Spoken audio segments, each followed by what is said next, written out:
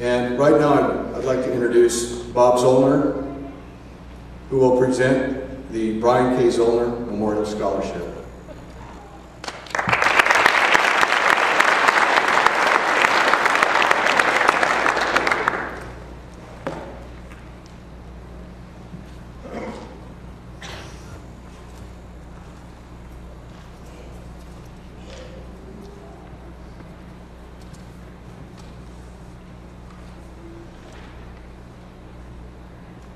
Before I get into the scholarship, I'd like to take a couple seconds and thank John D'Elia and his staff at the Butte College Foundation, who have worked with me over the last 5 years since we established this scholarship.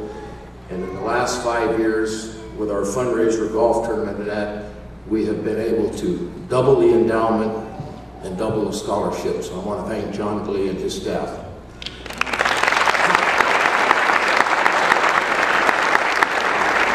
By the way, if there's any golfers out there, our golf tournament is a week from Saturday, and we still have some openings, so if anybody's interested, you can see me. The other thing I'd like to do is take a second and congratulate the cadets and tell them a quick story if I could. 5 years ago this month, my grandson was an Academy graduate.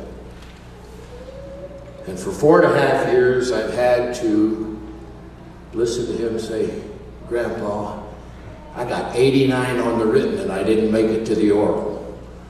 Or, "There was 500 applicants and it got cut off in 15 minutes and I didn't make it." But with his persistency, after 5 years he got a job.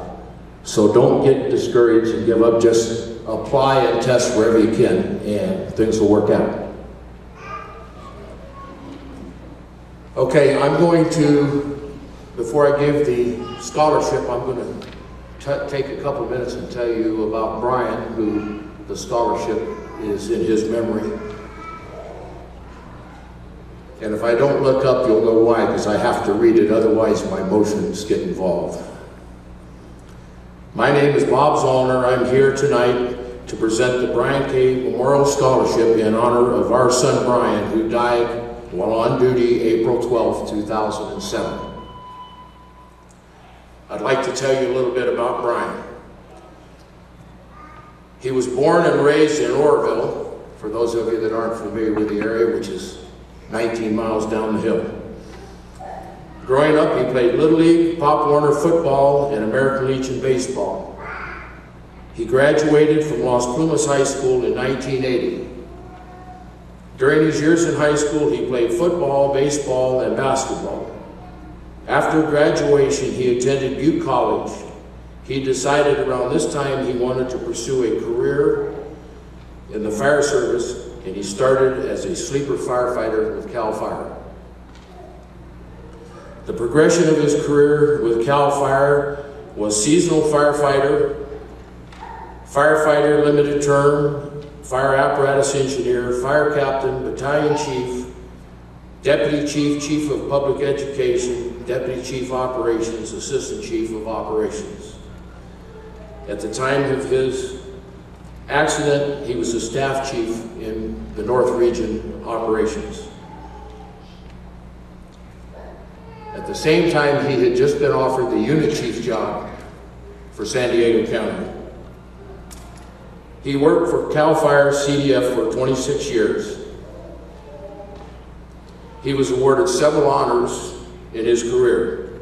CDF Director's Superior Accomplishment Award, California Governor's Clarity Award, Boy Scouts of America Grab-Bag District Explorer of the Year Award. He was valedictorian of the CDF Post Class number 44. City of Moreno Valley Firefighter of the Year, State of California Golden Medal of Valor, American Legion Valor Award, Firehouse Magazine Medal of Valor, and he was a salutatorian, CDF Basic Fire Control number 98. Bryan was a leader that everyone respected. I would like to read a letter he wrote to his men after a big fire in Moreno Valley. I think he shows the admiration he had for firemen in the field. To all my friends, Battalion Number 9 assigned crews and volunteers in Moreno Valley.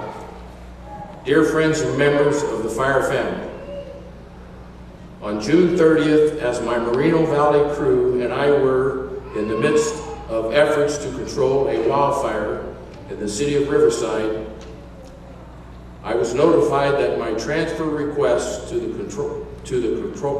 Corona Battalion had been approved. My initial reaction was joy, for this was a goal I had established some time ago in my career. But I quickly realized my thoughts must return to the job at hand. My Battalion 9 personnel were in the area that shouted, "Watch out," over and over. This hose lay was going to be a monster. From my vantage point, I watched the carefully planned scene unfold and was filled with awe at the powerful precision and beautiful systemery in these professional firefighters working as a team and kicking some serious blank. There were others, of course, but it seemed obvious who was actually leading and doing the work. Later in the evening, after the blaze had been conquered and the smoke cleared, while the engines collected their tools and they used so skillfully in battle, I sat and reflected on what had become my life in our city. I recall pulling up to that church fire my first week and one salty captain boldly asking, "Well, what are you going to do with this one?" As all the world seemed to be aglow. Almost 4 years had passed since my mind validated the test of that query. This night I had led the men and women of Battalion 9 into the area of question, but they followed without reservation. Why? I knew the answer. We have grown together and learned to trust one another. Who has taught whom, I thought. Again, I understood. We have all learned from each other.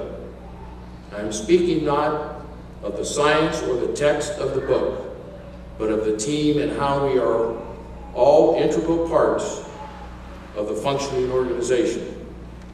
I asked myself, if I was going soft, for a tear had come to my eye. No, I simply care for each and every person who has been a part of this very special battalion. I would like to thank everyone who has participated in my learning and growth process as Battalion 9B. From the many experiences we shared to the various ideas we exchanged. All of you may not even realize there are many things of which I am proud in my life and career, but being a part of your lives as B9B shines through as one of the greatest highlights. I will meet you again on the field of honor, fighting the fire-breathing dragons, and when we do see each other there, I would be honored if you would allow me to battle standing next to you. My sincere thanks to all of you. Bryan Zollner, Tangent. He sent this to all his men at the time he left Battalion 9. The following is an excerpt from the director of CAL FIRE's letter after Bryan's accident. Bryan was a proven fireground commander. He loved being an instant commander. He was not afraid of the challenge. He was the deputy incident commander at the 2003 Cedar Fire, the largest wildfire in California. It's history. He was a governor's Medal of Valor recipient in 1998. While off duty, he entered a burning building at great risk to his own life to save a young child before help could arrive.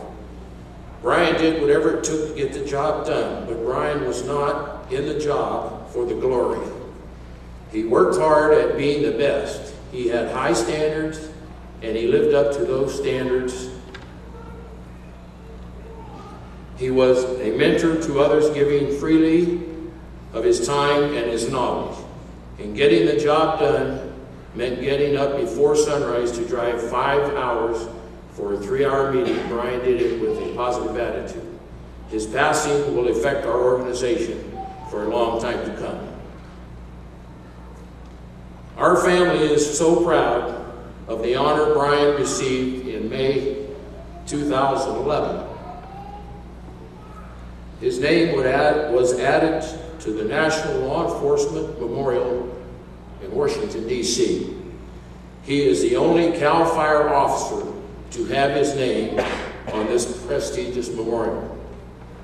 His name also appears on the Firemen's Memorial Wall in Colorado Springs, the Fallen Firefighters Memorial in Emmitsburg, Maryland, and the Memorial for Firemen Killed in the Line of Duty in Sacramento.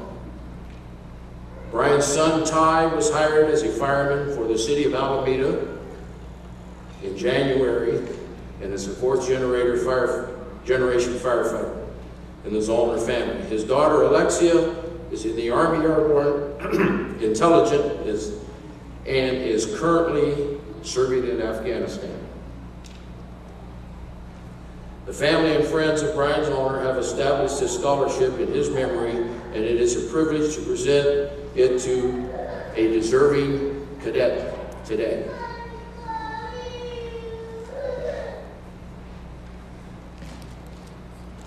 First thing is the recipient's name has already been added to the perpetual plaque that will be in the classroom. Now I would like to present the Bryan Zollner Scholarship to Benjamin Peters.